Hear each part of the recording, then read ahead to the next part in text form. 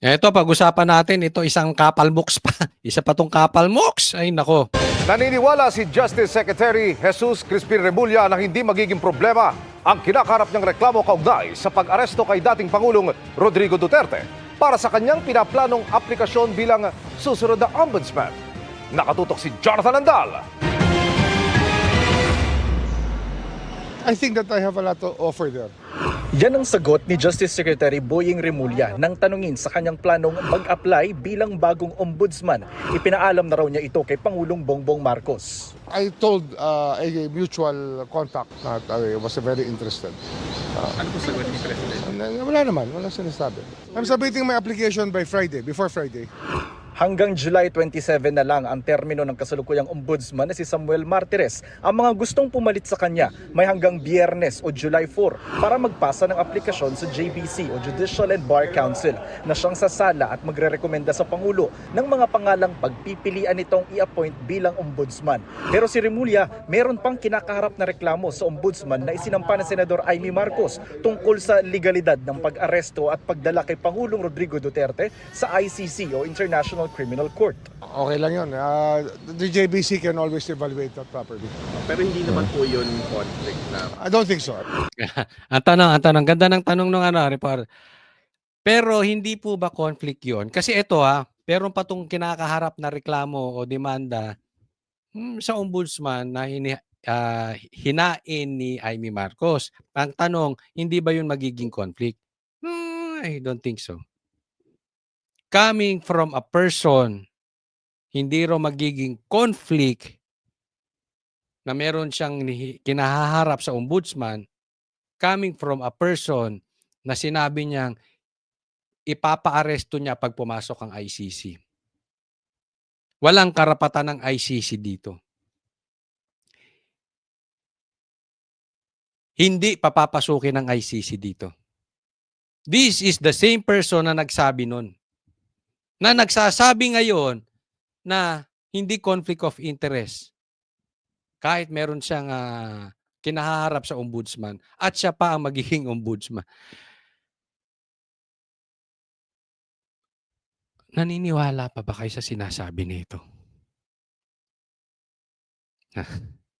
Ewan ko na lang. Sa mga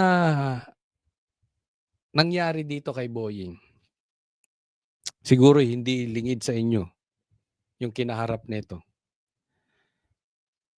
Even yung sa anak niya, biglang naglaho. Ganun na lang kabilis na desisyonan.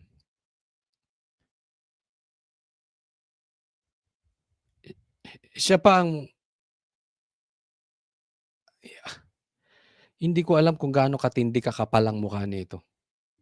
Siya pa ang may gana. Magre-request pa siya talaga. Magsasubmit pa siya ng intensyon maging ombudsman. Hindi na ba talaga nakakatanggap ng kahihiyan ng mga Pilipino ngayon?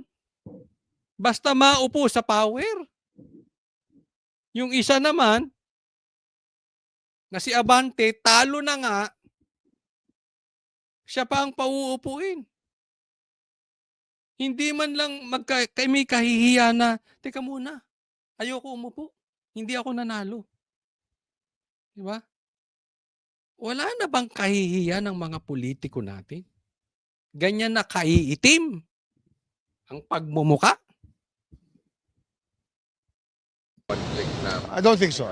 Ang termino ng ombudsman saktong 7 taon, walang reappointment. Ibig sabihin, kung si Remulla ang piliin ni Pangulong Marcos, tatawid ang kanyang termino hanggang sa susunod na presidente.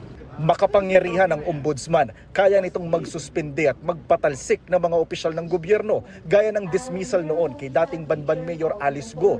Pwede itong magsagawa ng investigasyon, may reklamo man o wala, lalo na sa mga kaso ng pandarambong, korupsyon, pag-abuso sa kapangyarihan at paglabag sa tungkulin. Kabilang dyan ang mga impeachable official na maaaring imbestigahan sa kasong serious misconduct para sa pagsasampa ng impeachment complaint. Independent body rin ang ombudsman. Wala ito sa ilalim ng kapangyarihan ng presidente o ehekutibo, kongreso at kahit pa ng hudikatura. Hindi rin ito kailangan sumalang sa confirmation ng makapangyarihang commission on appointment kahit pa ina-appoint ng presidente ang pwestong ito. Ano naman kaya ang plano ni Remulla sakaling maging ombudsman? I have Ito yan, okay? Independent ng ombudsman. Ibig sabihin, hindi siya pwedeng hawakan ng kahit na anong legislative, executive, judicial body. No? So, independent sila. Walang control dyan at 7 years. So, anong ibig sabihin yan? Pag naging presidente si BP Sara sa 2028, siya ang ombudsman. At napakakapangyarihan yan sa mga politiko. Yan po ang mag-iimbestiga, siya ang pwedeng magpa-impeach, siya ang pwedeng gumawa ng investigasyon, at pwede rin niyang i-dismiss yung mga ihahain na reklamo sa ombudsman. Ako, as I see it, si Marcos ang maglalagay sa kanya. At ito po ay sa rekomendasyon ng Judicial and Bar, Council. Pero pag nirekomenda yan ng JBC, si ano maglalagay? Si Marcos. As I understand it, posibleng proteksyon ni Marcos to. Ina-anticipate niya na kung hindi nila mag-grab ang power sa 2028, kakaharap sila ng kaliwat kanang kaso. At pag napuupo si Boying, alam naman natin ang magiging karakas nito. Never nitong kukontrahin si Marcos. In my opinion, protection yan para sa kanilang dalawa. Protection ni Marcos to si Boying. Hindi siya magagalaw. Kahit maupo si BP Sara, siya ang ombudsman, andyan yan. Kaya nga, para sa akin, alam mo, hindi ako magugulat kung ang maging ombudsman natin si Claire. Si Claire Castro. Kasi, alam mo to si Marcos, parang dyan na lang umiikot. Diba? Boying, Claire Castro, Torre, John Vic Remulla. Parang dyan na lang umiikot. So, they will protect each other. Kaya sa totoo, ulitin ko, hindi ko ikakagulat. Si Claire Castro, posibleng maging ano pa yan. Baka sampay mailagay yan si Claire Castro. Si Torre nga walang kakwenta-kwenta ginawang PNP chief. Ganyan po katindi ito si Marcos. Ito'y wala na sa prinsipyo. Ito'y wala na sa galing. Kahit kaliwat kanan na ang kinahaharap nito na bulilyaso, basta loyal sa kanya. Yun ang issue. my work cut out for me. I have to talk to the JBC about it first.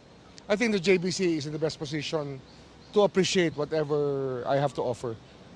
For Ewan ko naman kung yung JBC ay i-recommenda ito si kay Marcos.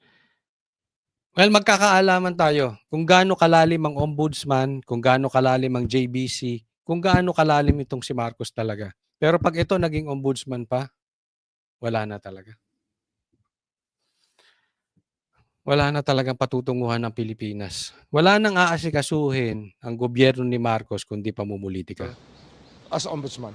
Tiwala raw si Remulla na iiwan niya ang DOJ na organisado. Anya, sakaling siya ang mapiling ombudsman, meron na siyang mga pangalang irerekomenda sa Pangulo bilang kapalit niya sa DOJ. Si Torre, gawin mo na rin siya na ang PNP chief, siya na rin ang siya na rin ang SOJ. Gusto mo o kaya si Remulla, siya ang SILG, si John Vic, siya na rin ang SILG, siya na rin ang okay.